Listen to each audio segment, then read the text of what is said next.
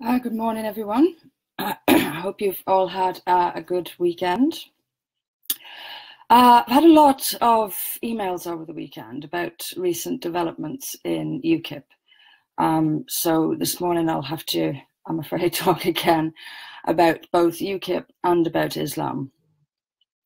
Now, as you probably know, Jared Batten became the interim leader of UKIP over the weekend. And people have contacted me to say, well, he has similar views on Islam. And as I mentioned on here last week, I'd had discussions with people about whether or not a Jared Batten-led UKIP was the answer to people for whom one of their primary concerns is Islam. I said last week that this was not going to be the case, that UKIP will not change its position on Islam. And if you are really concerned about this issue, UKIP is not the party.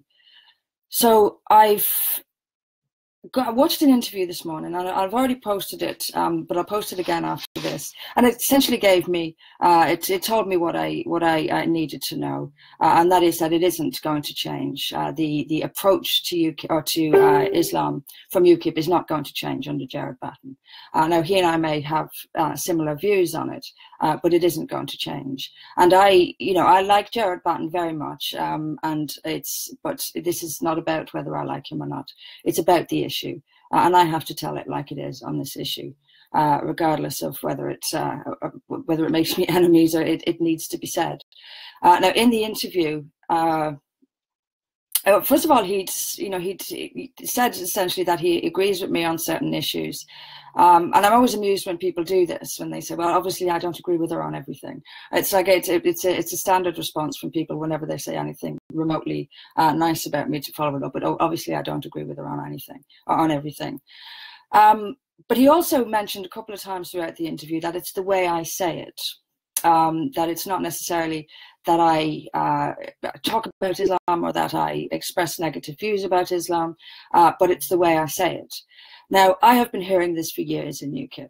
This is always the excuse that's been given to me, is we agree, and included by senior members of the party, including during the leadership election, was we know you're right, but it's the way you say it. Now Jared Batten is saying the same thing. Now, I want to know what it is about the way I say it. That is, I've never had a clear answer on that. Perhaps if someone could offer one, please do. But what is it about the way I say it? Is it because I tell the bare knuckle truth? I've never had an answer on this. I would like one, but importantly is that Jared Batten is now saying the same. He went on to, I've just taken a couple of notes on this. He went on to say that he would have offered me if he had been the leader, he would have perhaps offered me a spokesperson's role on this issue.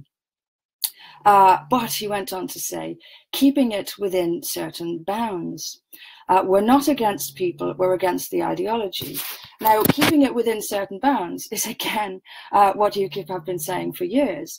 We can talk about Islam, but only so far. We can go so far and no further. And now Jared Batten is saying essentially the same thing, keeping it within certain bounds. Then he goes on to say, we're not opposed to the people, we're opposed to the ideology.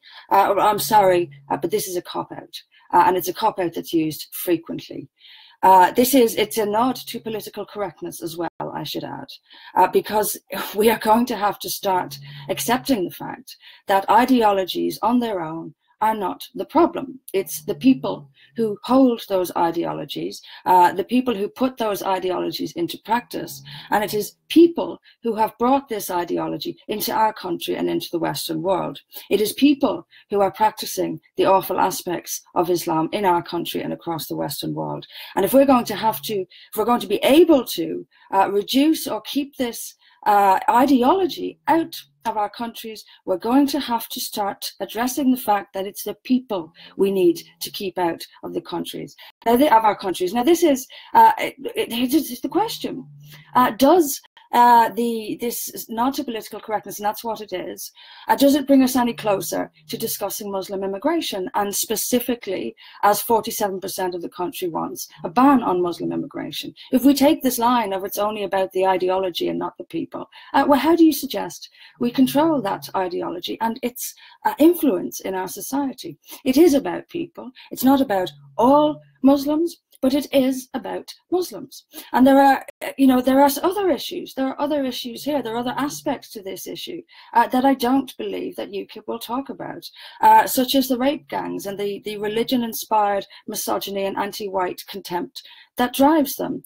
We won't hear about common purpose policing and clear policies about it. And another major issue that separates for Britain from UKIP is the NHS.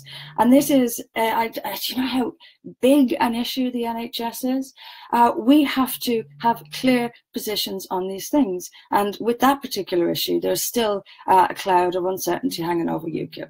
And the point is, I want for Britain to be something new, something completely new. I want us to be going into Labour areas with a wide message. And UKIP will forever be associated with the European Union.